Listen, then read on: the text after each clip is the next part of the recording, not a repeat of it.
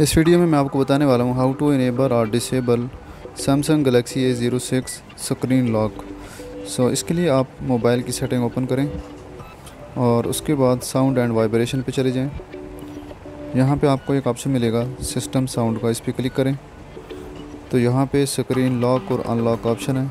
यहाँ से आप इसको इनेबल और यहाँ से डिसेबल कर सकते हो। अगर आपको वीडियो पसंद आए तो वीडियो को लाइक और चैनल को सब्सक्राइब करना मत भूलिएगा।